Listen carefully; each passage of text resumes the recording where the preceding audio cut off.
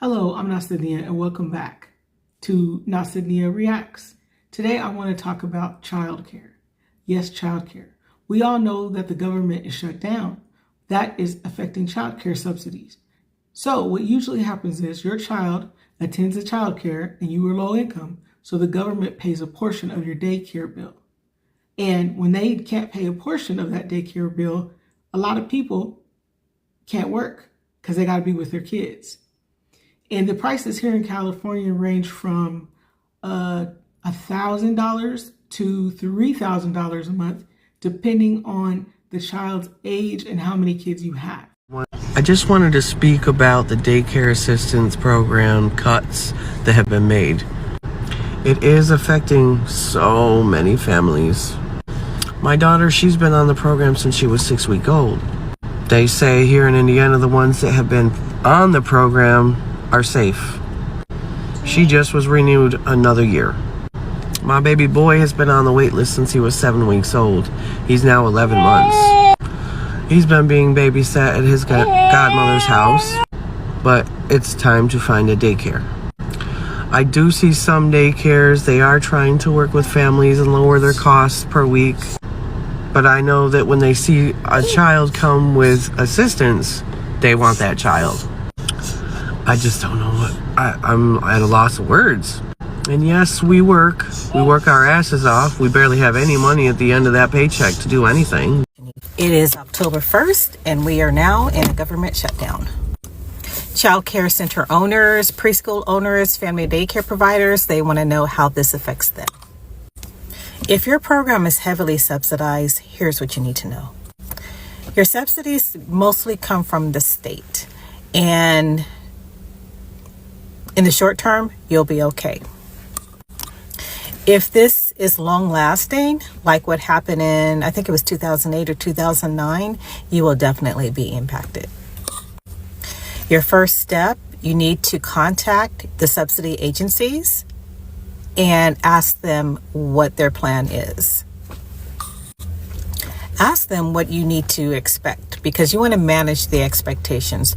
At times like this, you need information and you need facts. And the question is, what are these people supposed to do? Every state pretty much requires 2 incomes, 2, not 1, even with the cost of childcare. So it doesn't mean there are no stay-at-home moms. Usually those stay-at-home moms are in the upper middle class or higher bracket, not the lower class bracket or the lower middle, because they can't afford that. And those subsidies were keeping them working. Because as you heard the lady say, her husband and herself both have jobs, but they just can't make it. So that's why they had to have some help. Same with food stamps. Majority of the people on both programs really need the help. So, coming up, y'all know November 1st, if this whole government shutdown don't pass, a lot of programs lose its funding or paused or whatever you want to call it. But this one right here, this specific one, is dealing with Head Start, which my baby is currently in. She's in early Head Start. She's only 2.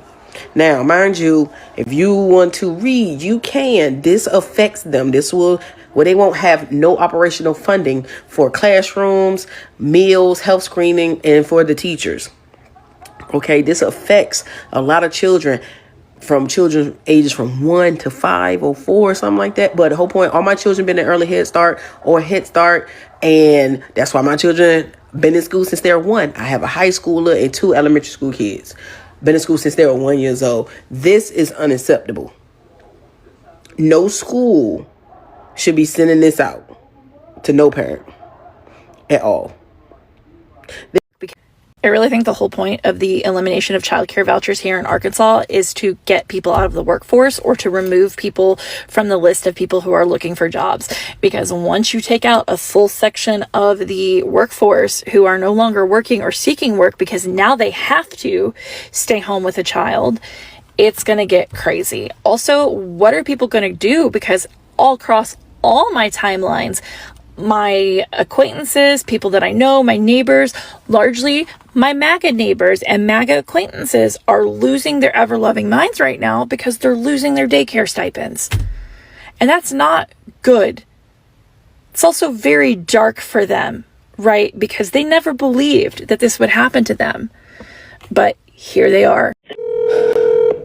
We're moving to the area in this month. I was wondering if you guys have any availability, and if so, what the cost is. We would be $2,430. $2,400, is that for a 12-month-old or an infant? That would be for a 12-month-old.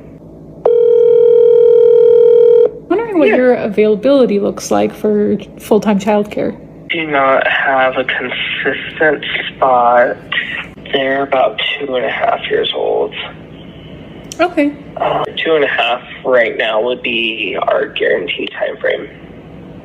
You're welcome. No problem at all. Hope you have a great day. You too. Bye. I know we can all agree that daycare prices need to go down, and we all need to be reasonable about what we are willing to pay and what the people need, because feeding children and watching children is not cheap. You have to employ other people. Maybe the answer is that some of the parents can get together, get licensed, and have an in-home daycare, and maybe 1 or 2 of the parents can watch the kids and then receive the monies at a discount. That is one solution. Do you have any other solutions down below? I taught Head Start, and when I taught Head Start, I saw what it could do. Children benefited. They benefited from Head Start for up to 3rd grade. Just the gains in reading, literacy, counting, and being able to write their name. Listen, I just got off the phone with a friend, and she was very concerned because, you know, and she has a right to be concerned, and a lot more people too, but this is the reality of what we're living in today.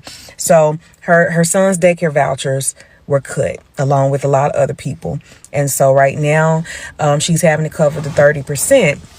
Not to mention the daycare informed her they didn't know how long they were going to be open, because without the vouchers, they can't pay people. And so, you know, I really feel bad for a lot of, you know, the parents and the workers and everything. This is why it's important for us to have multiple streams of income, because having just one is too close to none. Kids daycare, the daycare lady said she got to talk to me. So, okay, so now the CCDF has. What happened? What happened? Cut the fund. No, and I knew it. Oh no, 65%. 65%. So out of 100%, she's losing 65%. So we're doing 2 major things. So let me let you see how it's looking. So they see that you have 2 kids.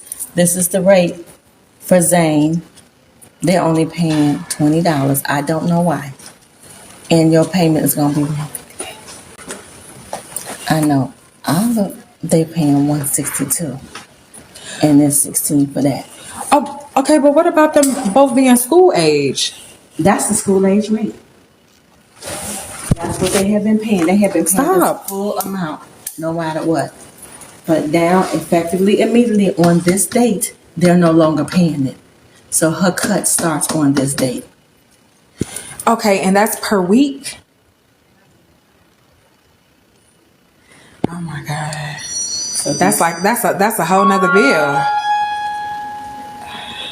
And on top of that, we're closing every day by 4:30. 4:30? I get off at 4:30. How far are you working here? I work so it takes you how long to get here? About 10 minutes. Okay. So I'll just put you down for 4:40. Okay. I'll put you down for 4, because somebody's still gonna be here. We just can't have all these teachers no more. We can't. This mortgage is so expensive. Yeah. Their weekly pays income is expensive. Even mine is higher than theirs because I'm a director. And right. Indiana don't pay that much because I'm from Illinois. So you got to cut the teachers too? We're cutting everybody, including me. Wow. We're cutting everybody. Hey, what's up, y'all? I should have recorded this download yesterday. Okay, but as I was driving, I started getting downloads in regards to the daycare system. And I just seen a video not too long in regards to daycares closing their doors. especially due to this government shutdown. And excuse me, because I'm getting ready to get my daughter on the bus here. But I started thinking yesterday, I was like, well, if the government is shut down and people can't go to work, and they're cutting the funding in regards to like government programs such as SNAP, childcare, and other programs as well, how are some of these parents going to be able to pay for the childcare for their children to go, especially if they get childcare assistance? So it's totally going to have a domino effect. All right. So the parents that do get the childcare assistance that can't afford childcare, private childcare, they're going to lose that funding, which means they're not going to be able to take their children to daycare, which means they're going to lose their jobs. But not only that, the parents that have been laid off, that have children or whatnot, it's like, well, they can't afford childcare anymore because they don't have a job. So if they don't have a job, how are they going to get paid to be able to pay for the childcare? So I really don't know what is going to be the outcome of this, but everything is shutting down. Everything is getting crazy. Make sure you're watching your pockets. Make sure, you have backup plans, especially if you get childcare assistance or you don't have a support system that can help you with your children. And that's one of the reasons why I am a stay-at-home mom, because I can't afford childcare at this point in time. And I also have a child that's with special needs, and he gets specialized transportation, and a lot of daycare centers can't handle him because he is special needs, or they just don't have the staff or the funding. So I say all that to say this, just try not to stress yourself out, everybody. This will come to an end at some point, okay? Again, thank you for watching. And as always, God bless you and keep the faith. Look at some of the other videos I have already posted. I'll try to come back quickly with another video. Thank you for watching again.